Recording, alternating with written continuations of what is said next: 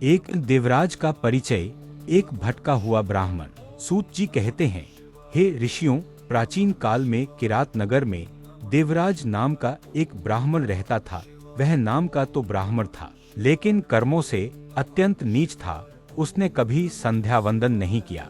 वह चोरी, जुआ और छलकपट में लिप्त रहता था।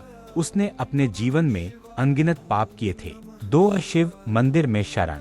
एक बार देवराज घूमते घूमते प्रतिष्ठानपुर झूसी प्रयाग पहुंचा। वहां वह एक शिव मंदिर में रुका। संयोगवश उस समय वहां शिव पुराण की कथा चल रही थी। देवराज बीमार था और उसे तेज बुखार था, इसलिए वह कहीं जा नहीं सका और वहीं लेटे लेटे उसने पूरे 7 दिनों तक शिव पुराण की अमृतमयी कथा सुनी। 3 मृत्यु और यमदूतों का आगमन।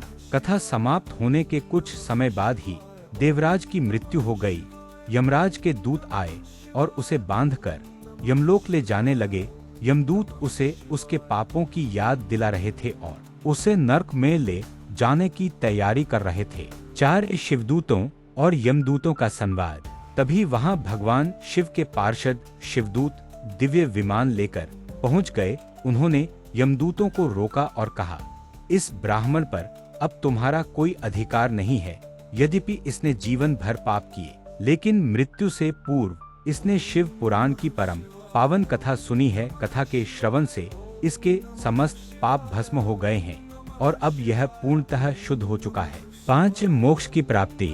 यमदूत खाली हाथ लौट गए और शिवदूतों ने देवराज को दिव्य विमान में बैठाकर कैलाश पर्वत पहुंचाया। वहां महादेव ने उसे अपना गण बना लिया और वह सदा के लिए मुक्त हो गया। इस अध्याय से हमें क्या सीख मिलती है?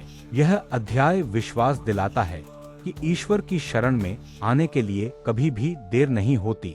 यदि कोई अंत समय में भी सच्चे मन से पश्चाताप करके शिव कथा सुनता है, तो महादेव उसे गले लगा लेते हैं। शिव पुराण के 3 अध्याय में आज हम सुनेंगे देवराज ब्राह्मण की अद्भुत कथा। कैसे एक अधर्मी और पापी मनुष्य ने मात्र शिव पुराण सुनने से कैलाश में स्थान पाया। यह कथा महादेव की असीम करुणा का प्रमाण है।